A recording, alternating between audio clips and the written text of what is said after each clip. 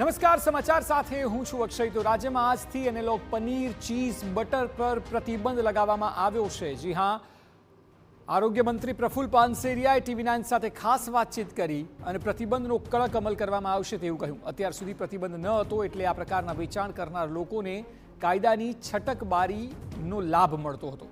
આરોગ્ય વિભાગ અને પોલીસ જોડે રહીને કામ કરશે તેવું તેમણે કહ્યું। હવે જ્યાં પણ આ પ્રકારના પનીરનું વેચાણ થતું હશે તેની સામે કાયદાકીય કાર્યવાહી હાથ ધરવામાં આવશે। Food and drugs control team દ્વારા સતત મોનિટરિંગ કરવામાં આવશે। કોઈપણ નાગરિકને આ અંગે ફરિયાદ કરવી હોય તો જિલ્લાના ફૂડ વિભાગમાં કરી શકશે। સરકાર તાત્કાલિક એક્શન લેશે। ગુજરાત સરકારે પણ એનાલોગ પનીર ઉપર પ્રતિબંધ મૂક્યો છે। ત્યારે આપણી સાથે વાત કરવા માટે રાજ્ય સરકારના મંત્રી પ્રફુલ્લભાઈ પાનસેરિયા ઉપસ્થિત છે।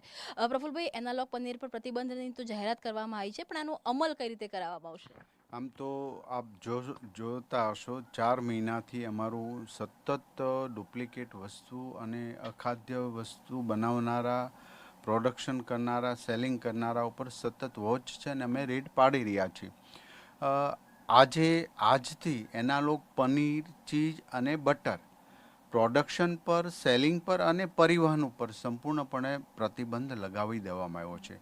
ઘણીવાર પોલીસ વગેરે એસઓજી કંઈક આવી ફેક્ટરીઓ પકડતા હતા, પણ પ્રતિબંધ ન હતો એટલા માટે એમને એનાલોગ પનીર માટેના ચોક્કસ નિયમોથી બનાવી શકાય એવું ફૂડની એક ગાઈડલાઇન્સ પ્રમાણે બનાવી શકતા, પણ પ્રતિબંધ ન હોવાથી પોલીસવાળા કે એસઓજી દરેક લોકો કે અમારી ટીમ એ પૂર્ણ રીતે એના ઉપર કાર્યવાહી કરી શકતી ન હતી, જે અમારી એક સારા કામની અંદર આ એક બાધારૂપ હતું।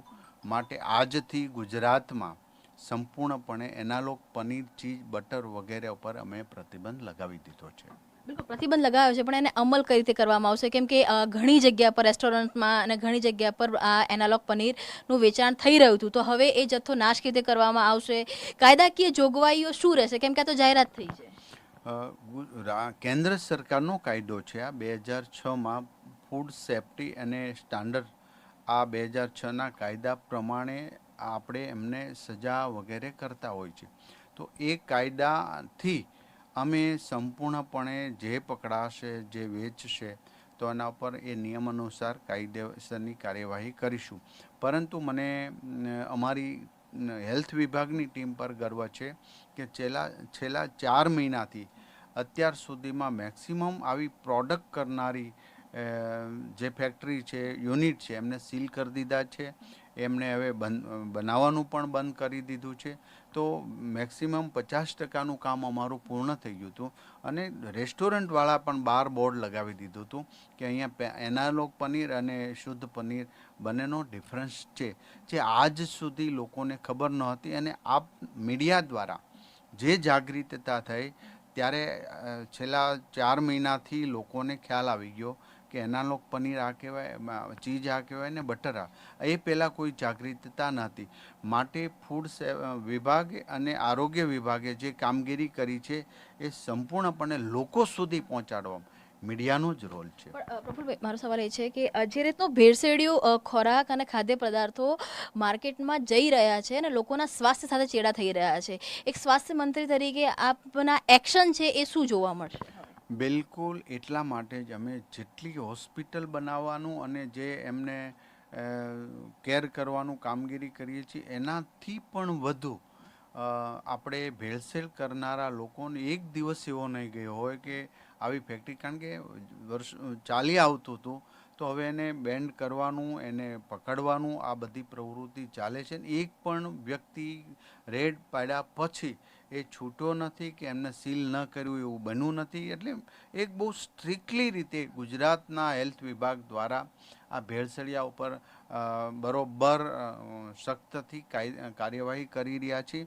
અને મને આશા છે કે જેમ ફેમિલી ડૉક્ટર છે એ જ રીતે હવે ફેમિલી ફાર્મર લોકો રાખશે, કે જ્યાંથી શુદ્ધ દૂધ મળે, શુદ્ધ પનીર મળે, શુદ્ધ અનાજ મળે. તો ખાસ કરીને જો આપણે એનાલોગ પનીરની વાત કરીએ, જે મહત્વનો મુદ્દો હવે બની ગયો છે કે એનાલોગ પનીર પર પ્રતિબંધ મુકાયો છે, તો જે આપની ફૂડ વિભાગની ટીમ હશે એ ઇન્સ્પેક્શન કઈ રીતે કરશે? કેમ કે કોઈ જેની પાસે આ પનીર છે હવે તો કહેવા નહીં આવે કે મારી પાસે પનીર છે, બોર્ડ પણ હટી જશે. તો જે સ્વાસ્થ્ય સાથે ચેડા ના થાય એની માટે સરકાર, આપનો વિભાગ શું કરશે? એક્શન પ્લાન શું છે? બિલકુલ, હવે અમારો એક્શન પ્લાન સૌથી વધુ આમ કહેવાય ત્રાટક છે. એટલા માટે કે પહેલાં પ્રતિબંધ ન હોવાથી એમને દંડ કરી શકતા હતા, એ પ્રોડક્શન કરી શકતો હતો. હવે અમે સંપૂર્ણ, અને ખાસ કરીને ગુજરાત પોલીસે પણ આરોગ્ય વિભાગ જેટલું જ કામગીરી અમને સહયોગ કરી રહી. તો આ બંને ટીમો સાથે મળીને, અને હવે તો અમને SMS દ્વારા, મેલ દ્વારા લોકોની માહિતી મળવા મળી છે. ક્યાંક બનતું હોય તો એ અમને તુરંત જાણ કરે, જાગૃત લોકો, અને મીડિયા દ્વારા જાણ થઈ ગયું. એટલે હું બધાને જ વિનંતી કરું, આવું ક્યાંય પણ શંકાસ્પદ લાગતું હોય અમને કહેજો, ચોક્કસ પ્રકારે અમે એક્શન લેશું. આદરણીય ભૂપેન્દ્રભાઈ પટેલ, સરકારની કોઈ ગાઈડ, કોઈ જે આપે કીધું કે સરકારની કોઈ હેલ્પલાઇન નંબર છે, સરકારનો કોઈ કોન્ટેક્ટ નંબર છે કે જ્યાં લોકો ફરિયાદ છે એ હવે આગળના દિવસોમાં કરી શકશે? દરેક જિલ્લાના અંદર અમારા આરોગ્ય વિભાગની ફૂડ એન્ડ ડ્રગ્સના દરેક હેલ્પલાઇન અમારી છે જ. મેલ છે અમારા આરોગ્ય વિભાગના ઈમેલ દ્વારા, મંત્રાલયના મેલ દ્વારા ગમે ત્યારે અમને આ કમ્પ્લેન કરી શકશે. પણ કમ્પ્લેન વ્યાજબી હોવી જોઈએ, કોઈ દ્વેષયુક્ત ન હોવી જોઈએ, જેથી કરીને અમારે ત્યાં ધક્કો થાય કે અમારી ટીમ આજે 32માંથી 25 વેન સતત રાઉન્ડ ધ ક્લોક દરેક જિલ્લાની અંદર ફરી રહી છે. એમાં લેબોરેટરી ટેકનિશિયન અને તપાસવાળા આ બધાય કરી રહ્યા છે. ને નાના દરેક જિલ્લાની અંદર હવે તો ખૂબ અમે દંડાત્મક કાર્યવાહી કરીએ છીએ, જેથી કરીને હવે એક ડર, એક ખોફ ઊભો થઈ રહ્યો છે. અને લોકોને પણ હું વિનંતી કરું કે સસ્તામાં ન પડતા, જે સ્ટાન્ડર્ડ ડેરીઓ છે એનાથી સસ્તું આપે તો સમજી લેજો આ બનાવટી જ છે. આ કોઈ લેબોરેટરી તપાસવાની જરૂર જ નથી.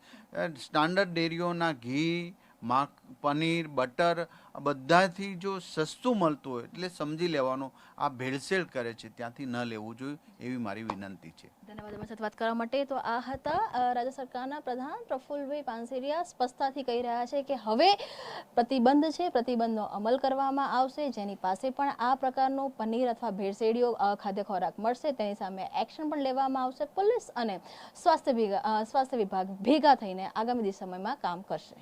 કેમેરામેન નવની સાથે કિંજલ મિશ્રા, TV9 ગાંધીનગર.